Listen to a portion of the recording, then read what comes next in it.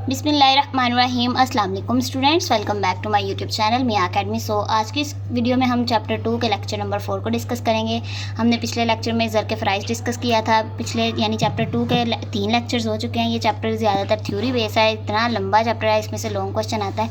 That's why मैंने topic यानी अलग अलग जो टॉपिक है वो आपके साथ लेक्चर में डिस्कस किया है। हमारा चैप्टर 1 जो है वो ऑलरेडी अपलोडेड है। उसके एक्सरसाइज वाला जो लेक्चर है उसमें मैंने आपको कंप्लीट गाइडलाइन दे दी थी कि कौन से लेक्चर आपने लॉन्ग क्वेश्चन के लिए करने हैं, कौन से क्वेश्चंस आप स्किप कर सकते हैं। ठीक है, सो स्टार्ट करते हैं आज की इस लेक्चर को।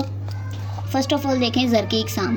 ज़र मैंने आपको बता दिया था कि रुपए पैसे को कहते हैं। ये अगर आप फर्स्ट ईयर के मेरे स्टूडेंट हैं तो आपको पता होगा कि हमने अब आगे बहुत दफ़ा पढ़ना है। ये पूरी बुक ही तकरीबन ज़र के बारे में है।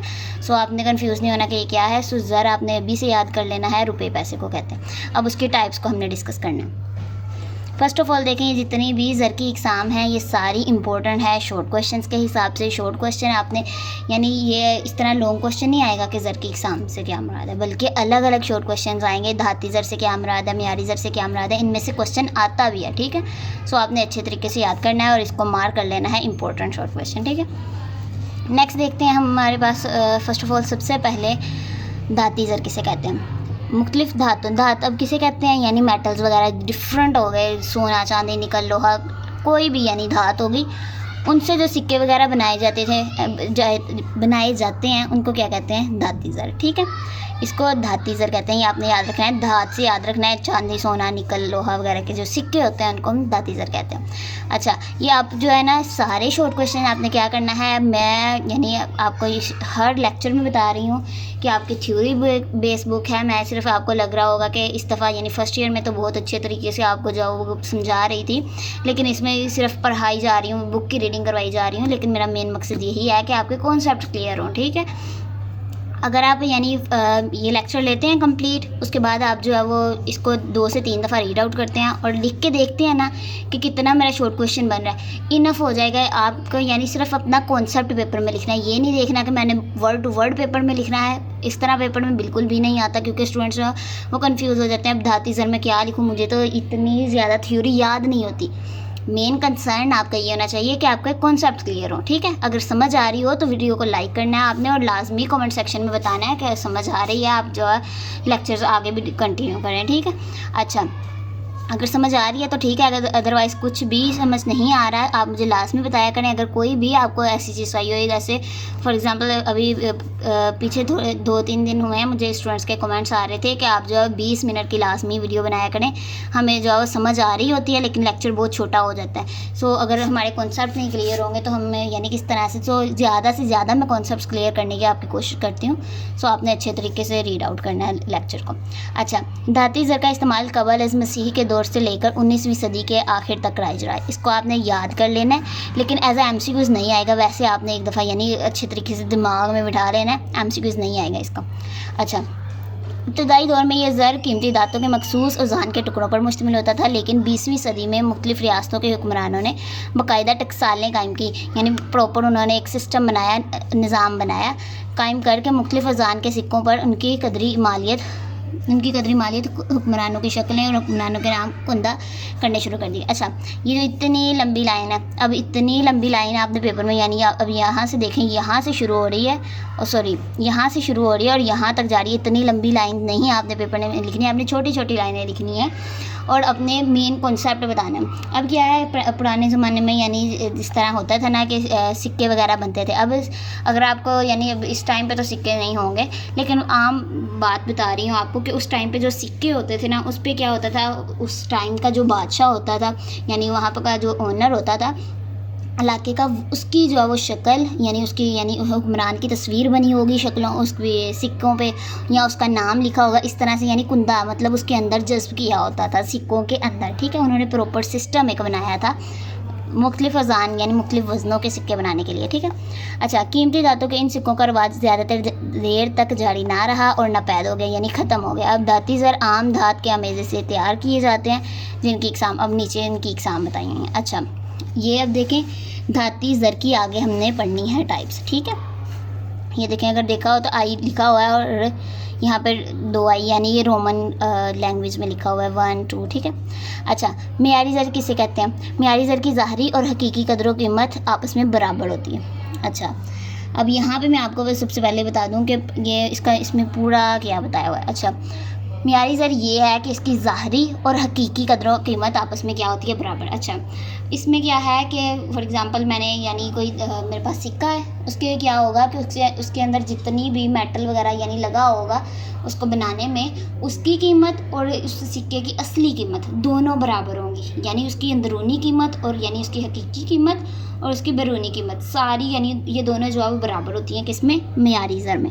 इसलिए इसे पूरी मालियत का सिक्का भी कहते हैं। ये आपने मार्क कर लेना है एमसीक्यूज़ के लिए कि किसे कहते हैं पूरी मालियत का सिक्का, ये मियारी ज़र है, ठीक है। इसकी हकीकी कदरों कीमत आपस में बराबर होती है, ये आपने याद रखना है। दोनों यानी इसकी ज़ाहरी और हकीकी कदरों कीमत आपस में बराबर होती है। अगर आपको ये याद हो जाता है ना, ये फर्स्ट लाइन ही इसका सारा निचोड़ इन्होंने लिखा हुआ है। ये अगर आपको फर्स्ट लाइन याद हो जाती है ना मियारी ज़र के बारे में, तो आगे जो है वो आप अपनी वर्डिंग में लिख सकते हैं। जैसे मैंने आपको इतना बता दिया, ठीक है। इस किस्म के सिक्के में जो शय भी बतौर ज़र इस्तेमाल की जा रही होती है, उसकी दाती मालियत उस सिक्के पर कुंदा की गई मालियत के बराबर होती है, ठीक है। बालफाज दीगर मियारी ज़र की बैरूनी सतह पर जो मालियत लिखी गई होती है, उतनी ही मालियत की कीमती धात उस सिक्के में मौजूद होती है। जैसे फॉर एग्जांपल मैं आपको बताती हूँ, अब कोई यानी छोटी कीमत का सिक्का होगा, जैसे फॉर एग्जांपल 10 रुपये का सिक्का होगा ना, तो वो उसमें जो मेटल कम लगा होगा एज़ कम्पेयर टू कोई यानी 1000 का उस टाइम पे सिक्का होता होगा, तो उस पर ज़्यादा लगता होगा, ठीक है। उस पर ज़्यादा धात लगती होगी, कीमती धात। अच्छा, 1893 से कबल बड़े स्क्रीन में इस्तेमाल होने वाला सिक्का पूरी मालियत का होता था। ये आपने एक दफ़ा देख लेना, ठीक है, ताकि कंफ्यूज ना हो। एमसीक्यूज़ में नहीं वैसे आएगा, क्योंकि जितनी मालियत उस सिक्के पर दर्ज होती है, उतनी ही मालियत की चांदी या सोना जो इससे भी बन रहा होगा ना वो सिक्का, उसमें मौजूद होती है। 19वीं सदी के अवाइल में कीमती धातों की किल्लत यानी उनकी कीमती धातों की कमी की वजह से इन सिक्कों का अजरा जो है यानी ये सिक्के बनना बंद हो गए। अब किसी मुल्क में ये सिक्का यानी ये मियारी जो है ना सिक्के नहीं होते, और कीमती धातों को दूसरे अहम मकासद में इस्तेमाल किया जाता है। जैसे अब सोना चांदी है वो अब सिक्के बनाने में लगा देंगे सारी, तो जो ज्वेलरी वगैरह हम यानी पहनते हैं सोने की चांदी की, वो भी उन्होंने यानी अब उस मकसद के लिए हमने यूज़ करना शुरू कर दिया, चांदी सोना डायमंड वगैरह। सो इसलिए सिक्के जो वो नहीं अब बनते इसके। नेक्स्ट आ जाता है अलामती ज़र। अलामती ज़र ज़ाहरी कदरों कीमत उसकी हकीकी कदर या सिक्के में मौजूद कदरों कीमत से कहीं ज़्यादा होती है। ये मैं लेक्चर दूसरी बार रिकॉर्ड कर रही हूँ, क्योंकि जब मैंने पहला लेक्चर बना लिया था उसके पीछे से यानी इर्द गिर्द से बहुत ज़्यादा आवाज़ें आ रही थी लेक्चर में, दैट्स वाई फिर मैं दोबारा इसके यानी लेक्चर को रिकॉर्ड करती हूँ। सो आपने लाजमी चैनल को जो है वो सब्सक्राइब करना है। अच्छा, इसमें क्या बताया हुआ है ये मैं आपको पहले बता देती हूँ। अलामती ज़र ये है कि जैसे ये जो सारा लिखा हुआ है ना, इसमें यही बताया हुआ है कि आपका यानी जो एक सिक्का है, सॉरी नोट है, ठीक है, एक कागज़ का टुकड़ा ही होता है ना आजकल जो हमारे यानी पाकिस्तान में या ये दूसरे मुल्कों में होते हैं।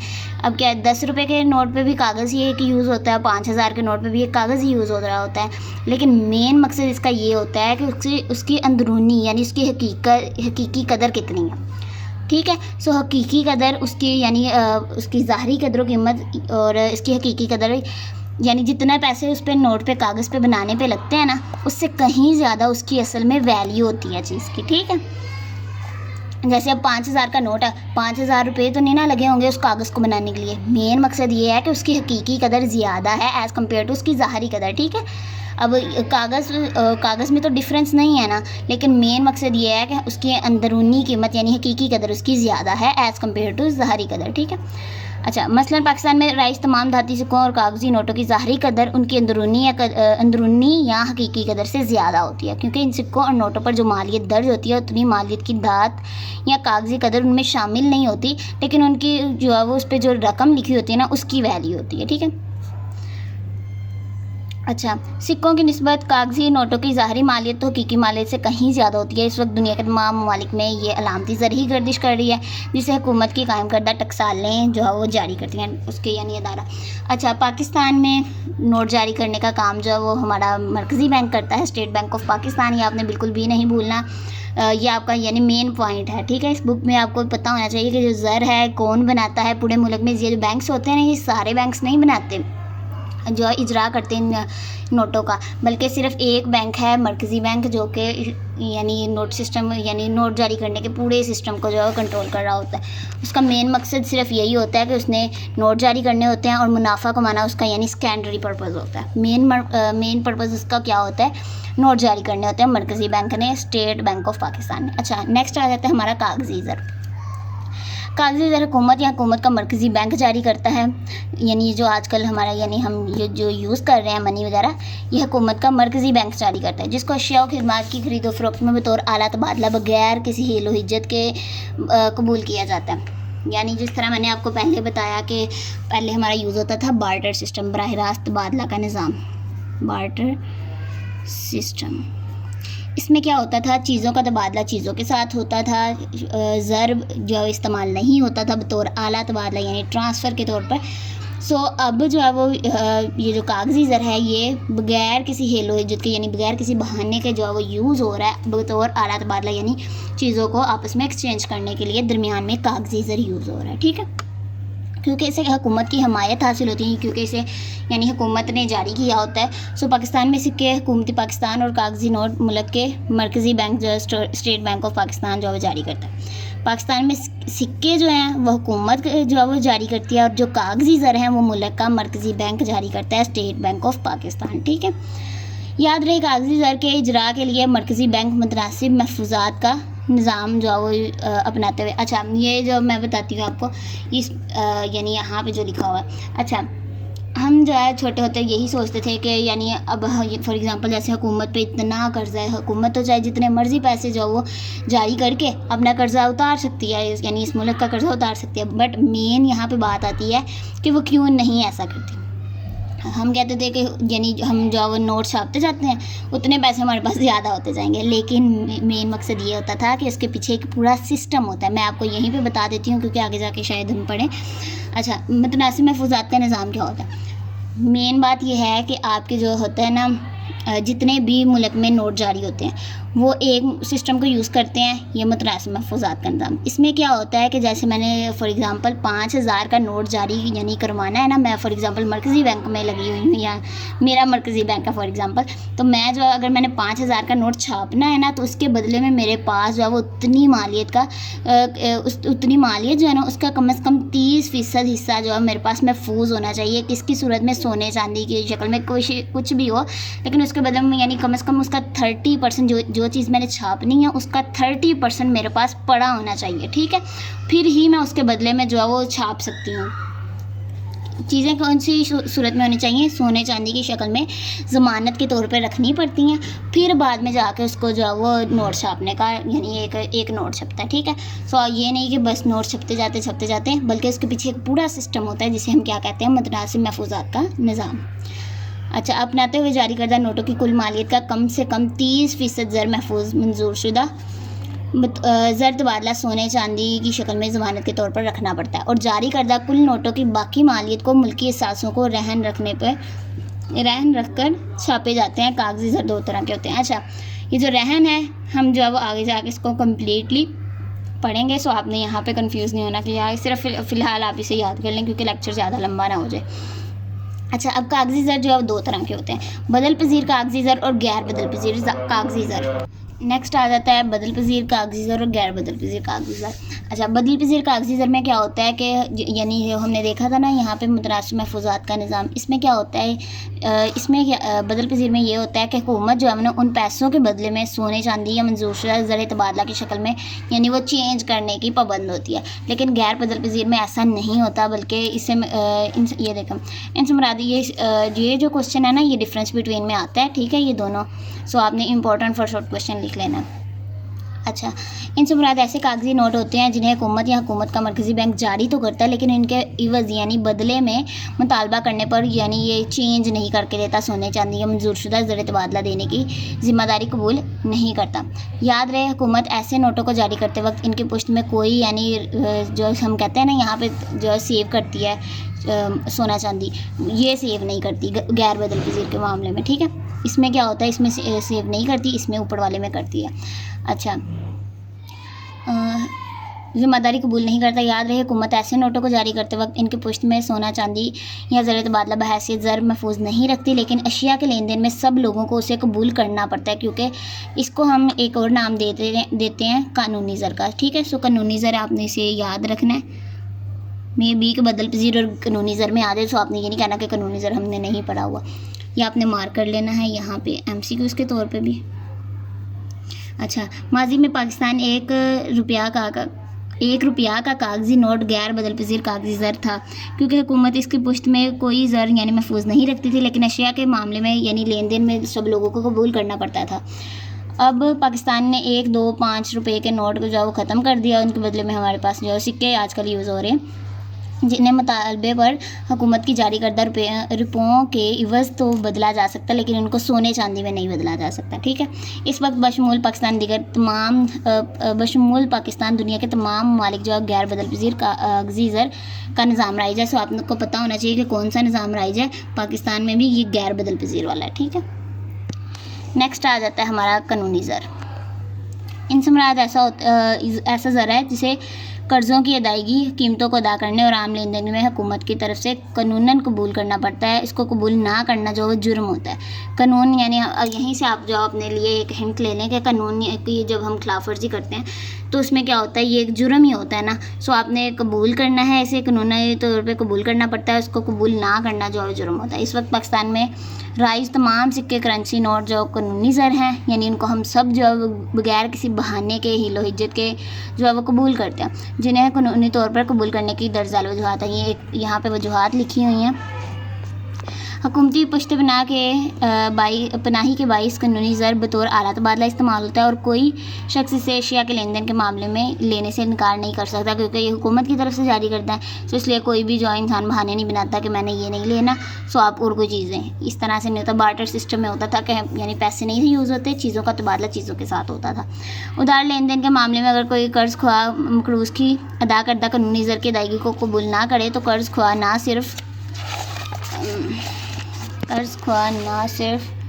वाजिबुल अदा सौदा बल्कि असल रकम से भी हाथ धो बैठता है। यानी अगर वो कह दे कि मैंने ये नहीं, फॉर एग्जांपल मैंने किसी से कर्ज़ा लिया हुआ, मैं उससे बाद में वही यानी इतनी कीमत जो वापस कर देती हूँ, तो अगर वो कहे आगे से कि ये मैंने नहीं लेना, मैंने और कोई चीज़ लेनी है, सो वो मेरे यानी मैं उसे ये भी पैसे नहीं दूंगी और बाद में कहूँगी कि मैंने वो भी नहीं देना। ठीक है, सो असल जाओ रकम से भी हाथ धो बैठता।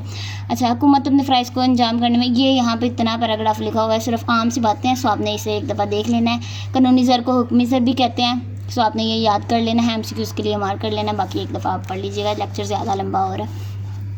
नेक्स्ट आ जाता है हमारा महदूद कानूनी ज़र। अशिया और खिदमात के लेन देन के मामले में ऐसे ज़र को एक ख़ास मालियत की हद तक ही कबूल करना पड़ता है, कानून कबूल किया जाता है, लेकिन अगर इस ज़र की अदायगी अपने हद से तजावुज़ कर जाए तो क्या है, तो रकम का वसूल करिंदा इसे कबूल करने से इनकार कर देता है। मिसाल के तौर पर एग्जांपल आपने लाजमी लिखनी है।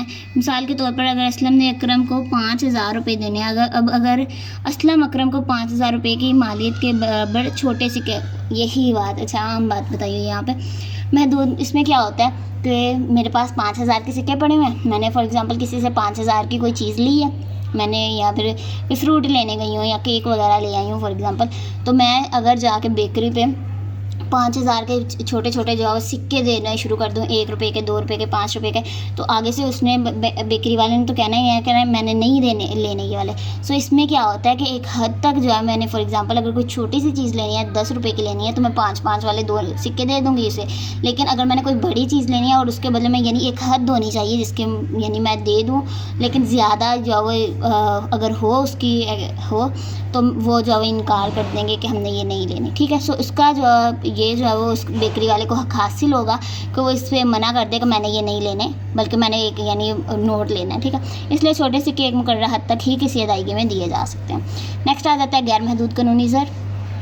अच्छा, इससे मुराद ऐसा कानूनी ज़र है जिसकी अदायगी में अशिया खिदमात की खरीदो फरोख्त के दौरान किसी किस्म की मुकर्रर करदा हद की पाबंदी नहीं, यानी इस ज़र की सूरत में कितनी ही बड़ी रकम अदा करनी पड़े, लेकिन वसूल कुनिंदा को बगैर किसी बहाने के कबूल करना पड़ती है। ठीक है, गैर महदूद में ये होता है। पाकिस्तान में गैर महदूद कानूनी ज़र के ज़मरे में 5 रुपये के सिक्के से लेकर 5,000 के करेंसी नोट होते हैं, यानी हमें भी पता है, नहीं ये आपने याद कर लेना है। क्योंकि 1 रुपये का सिक्का भी होता है, 2 रुपये का भी होता है। सो आपको पता होना चाहिए कहाँ से कहाँ तक की लिमिट है। याद रहे कि लेन देन के मामले में गैर कानूनी ज़र लेने से इनकार करने की सूरत में जुर्म तस्वर किया जाता है और वसूल कुनिंदा के खिलाफ कानूनी चाराजोई भी की जा सकती है। इसके लिए उसके खिलाफ एक्शन भी लिया जा सकता है। लिहाजा अशिया और खिदमात के लेन देन या दीगर कीमती सरगर्मियों की अदायगी के लिए गैर महदूद कानूनी ज़र, ये आपने देख लेना, बाकी सेम बातें बताई हुई हैं। अच्छा, एतबारी ज़र क्या होता है? इख्तियारी ज़र भी इसे कहते हैं। उसके अलावा नहीं, इख्तियारी ज़र जी इख्तियारी ज़र भी कहते हैं इसे और एतबारी ज़र भी कहते हैं। ठीक है, सो आपने इसे याद कर लेना है। अच्छा, ये जो आगे हमारे 3 पॉइंट्स रहते हैं। नेक्स्ट हमारा लेक्चर जो है एतबारी ज़र के आलात हैं। सो अगला लेक्चर जो हम वो बना लेंगे, काफ़ी ज़्यादा लेक्चर लंबा हो गया। स्टार्ट करते हैं। एतबारी ज़र को कर्ज़ ख्वाह और कर्जदार के दरमियान भरोसे या एतबार की बुनियाद पर गर्दिश करता होता है। बैंकों के जारी करदा चेक, ड्राफ्ट, हुंडियाँ, ये जो अब आप ड्राफ्ट, चेक, हुंडियाँ, क्रेडिट कार्ड, फ़िलहाल कुछ स्टूडेंट्स को क्रेडिट कार्ड और चेक की समझ आ रही होगी, लेकिन ड्राफ्ट, हुंडिया वगैरह नहीं समझ आ रही होगी। नेक्स्ट आगे जाओ, ये देखें, यहाँ पे जाके हम पढ़ेंगे अगले लेक्चर में ड्राफ्ट, हुंडी वगैरह। सो यहाँ पे मैं आपके साथ इस लेक्चर में एक्सप्लेन नहीं करूँगी कि ये क्या होते हैं। नेक्स्ट लेक्चर में आपको पता चल जाएगा। ठीक है, सो यहाँ पे लेक्चर ज़्यादा लंबा हो रहा है। अच्छा, ड्राफ्ट, हुंडियाँ वगैरह जो शामिल होती हैं। लिहाजा एतबारी ज़र महज एतबार की बुनियाद पर गर्दिश करता है। जैसे मैं आपको बताती हूँ, एग्जांपल दे देती हूँ। मैंने कोई यानी सेट वगैरह लिया, फॉर एग्जांपल मैंने कोई डायमंड सेट लिया, उसके बदले में मैं उसे जो कोई चेक दे देती हूँ। वो क्या होगा, उसके पास एक यानी एतबारी ज़र होगा, यानी उसे पता होगा कि मेरे पास यानी एक चीज़ रखवा गई है, एक यानी एक मेरे पास चीज़ पड़ी हुई है, उसके बदले में जो मैंने चीज़ यानी सेट अगर मैंने इसे दिया है तो उसके बदले में मेरे पास कोई ज़र पड़ा हुआ है, एतबारी ज़र उसको कहते हैं। ठीक है, यानी एक पक्का कराना कि यानी मैंने आपको एक कीमत दी है। ठीक है, बाकी एक दफ़ा देख लीजिएगा। नेक्स्ट आ जाता है करीबी ज़र। करीबी ज़र को अशिया और खिदमात के लेन देन के मामले में फ़ौरी तौर पर बतौर आला तबादला इस्तेमाल नहीं किया जाता, क्योंकि ये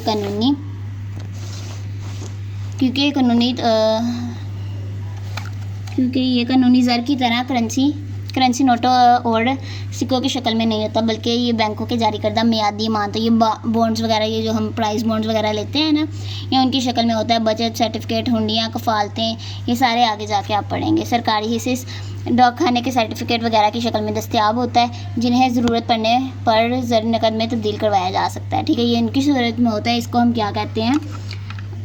करीबी ज़र। ठीक है, और बाकी आप देख लीजिएगा। ये फ़िलहाल आपने याद कर लेना है कि कौन कौन से होते हैं। NIT यूनिट्स खास और डिपॉजिट अकाउंट्स वगैरह। ठीक है, इससे जो चेक कैश करवाए जाते हैं। हिसाबी ज़र नेक्स्ट आ जाता है। हिसाबी ज़र को क्या कहते हैं? हम मियारी ज़र भी कहते हैं। ये आपने यहाँ पे ये जो लिखे हुए हैं ना, साथ साथ आपने यहाँ पे लिख लेने हैं, ताकि आपको पता हो जब भी आप पढ़ें हिसाबी ज़र तो आपको पता हो कि इसे मियारी ज़र भी कहते हैं। हिसाबी ज़र अशिया और खिदमात की कदर व कीमत को जांचने में मदद देता है, क्योंकि ये ज़र की वो मयारी इकाई है जिसकी बदौलत अशिया की कीमतें और रकम गिनी जाती हैं, की गिनती होती है। पाकिस्तान में ज़र की हिसाबी इकाई क्या है? रुपया है। जैसे हम बाहर के ममालिक में चले जाएँ, मुल्कों में चले जाएँ, जैसे अमेरिका में, USA में चले जाएँ तो वहाँ पे डॉलर्स होते हैं। कनाडा, इस तरह जितने मुल्क होते हैं, यूरो कहीं पे यूज़ हो रहा होता है, डॉलर यूज़ हो रहा होता है, पाउंड यूज़ हो रहा होता है। सो पाकिस्तान में क्या है? हिसाबी इकाई है, रुपया है। ठीक है, ये बाकी आप देख लीजिएगा। नेक्स्ट आ जाता है क्रेडिट कार्ड।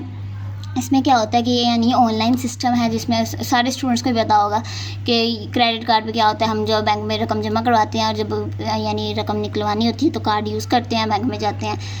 बाकी सारा सिस्टम ये आप एक दफ़ा देख लीजिएगा। हम बातें हैं नेक्स्ट लेक्चर जो हम पढ़ेंगे एतबारी ज़र के हालात। होप्स हो कि आपको लेक्चर पसंद आए। अगर वीडियो पसंद आई तो वीडियो को लाइक कर दीजिएगा, चैनल को लाजमी सब्सक्राइब करिएगा, दुआओं में याद रखिएगा। टेक केयर, अल्लाह हाफिज़।